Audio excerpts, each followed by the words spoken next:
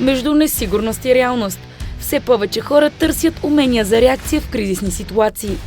Затова курсовете по оцеляване са не само нова мода и съчетават тактическа подготовка, самозащита и действия под напрежение, като участниците преминават през различни сценарии – от евакуация и работа в рискова среда до медицинска помощ и вземане на решение в критичния момент.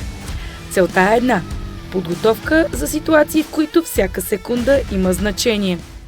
Намираме се на стрелбище Герена.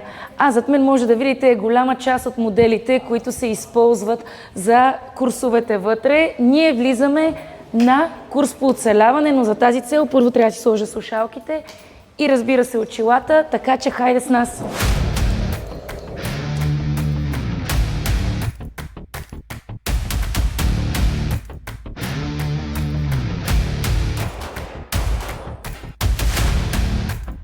Ели, сега сме пред твоята мишена. Да. Доволна ли си от резултата? По принцип, ми трябват няколко изстрела за загрявка и ето виждаме ги, това ми е, тези тук са ми загрявката, след това вече всичко се нормализира. Трябва да кажем, че сме по средата на стрелбището, защото в момента не се стреля. Точно така. Видяхме колко си точна, вече си посещавала курс по оцеляване. Кои са най-важните качества, които успя да си вземеш и защо изобщо реши ти да го правиш, доколкото знам си спортист? Точно така. По принцип съм и фен на екстремните спортове, занимавам се и с конна езда в свободното си време, но стрелбата ми помага да подобря най-вече търпението си, баланса, концентрацията и колкото и да е странно, ми действа успокояващо. С какво друго са свързани тези курсове по оцеляване и как изобщо реши да се впуснеш в това приключение? И тъй като вече живеем в много несигурни времена, смятам, че абсолютно всеки е хубаво да има базова подготовка, да знае как се борави с оръжие. Разбира се, дано не се налага, но е хубаво всеки да има тези знания. Зад подобен тип обучения стои и Красимир Панчев, експерт по сигурност с международен опит в зони с висок риск. А днес предава натрупания опит чрез практически тренировки, базирани не на теория, а на реални ситуации и реакции под напрежение. Когато си бил малък, със сигурност оръжията не са били неизменна част от твоето ежедневие. Как реши да станеш командос и да започнеш да се занимаваш с сигурност? Не знам, това било някакво мое детско желание, още от времето, когато играехме на фунийки в махалата, стреляхме, навивахме фунийки и с тръби се обстрелвахме един друг и се гонихме. Още тогава може би се е зародило това мое желание. Веднага след като завърших гимназия, кандидатствах в военно училище и оттам вече започна и военната ми кариера, специални сили, след което и в частния сектор. Беше ли точен тогава като малък с фунийките? Мисля, че бях, да, ако си върна така спомени назад, бил съм и точен. Бил си свидетел на много военни конфликти и си бил в доста несигурни ситуации, но има ли моменти, в които ти самия си попадал в несигурни ситуации? Много, да. Ситуация със ситуация няма еднаква. Колкото и да си подготвен, подготовката ти дава една солидна, добра база, но различните ситуации изискват и импровизация на място. Тоест да се впишеш в обстановката, да намериш начин, по който да излезеш от определена опасност или определена ситуация.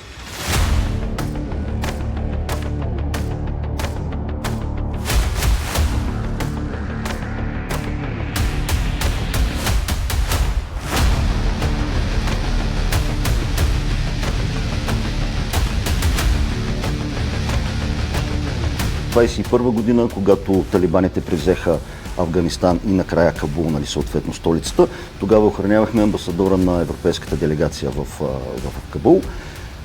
Същия този ден, когато талибаните вече бомбардиха града и нахуха от няколко страни в Кабул, ние евакуирахме, през целия ден евакуирахме европейския състав до летището, оттам с самолети съответно да напуснат страната, като накрая ние самите, 16 човека бяхме, 16 души, останахме там на място без никакъв супорт, т.е. без начин да напуснем страната. В последния момент по случайност, не специално за нас, дойдоха 2 или 3 американски самолета, успяха да кацнат, по тяхни си причини нещо да евакуират също така и ни предложиха да се качим при тях и съответно да не изведат от летището, което беше единственото последна вече останала точка непревзета от талибаните. Така в подобни ситуации най-важни остават спокойствието, подготовката и способността за бърза реакция. А дали човек е готов за криза, става ясно едва когато се изправи срещу нея.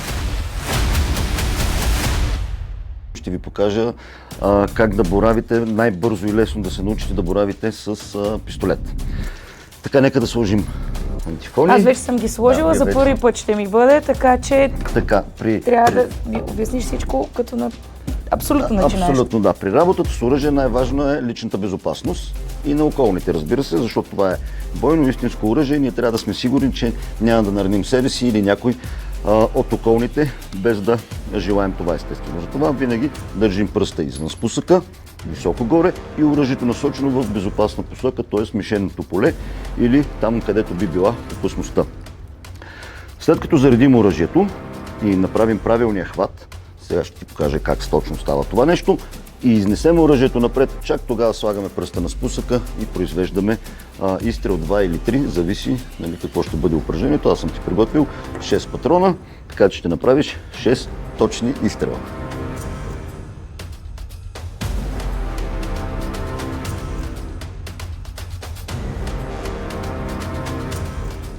Гледаш между двете точки, да видиш третата, да са на една линия, стреляме в гърдите на мишената.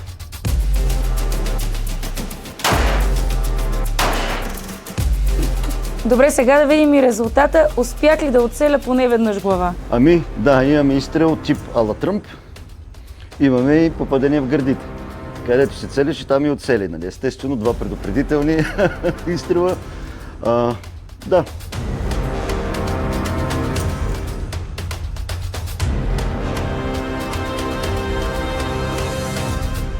Последните буквално 2-3 години наистина се наблюдава много голям интерес и от сънародници българи, нали, които наистина търсят вече такива курсове не само като изживяване, а и като умения, които искат да получат.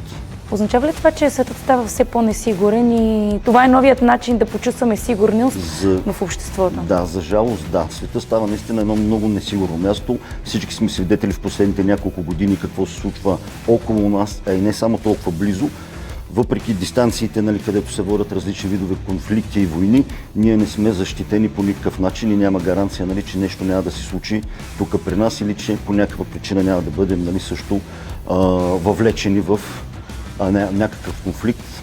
Пътувайки много по света, наистина, в последните близо 15 години, относно моята работа, това не е проблем само на българите, че не са подготвени, понеже, нали, няма вече казарма, няма такива подготвителни лагери или тип обучения, години назад, нали, погледнато, няма такива неща, както в България, така и на много други места по света. И наистина хората в един момент започват да търсят такива намирането на такъв тип умения, за да могат да си помогнат или да бъдат сигурни в тяхната защита. Тоест добрият план е много по-добрият вариант, отколкото добрата физическа подготовка. Това също точно така, да. И съответно знанията да знаеш какво да гледаш и как да го разбираш, как да го четеш, така да се каже.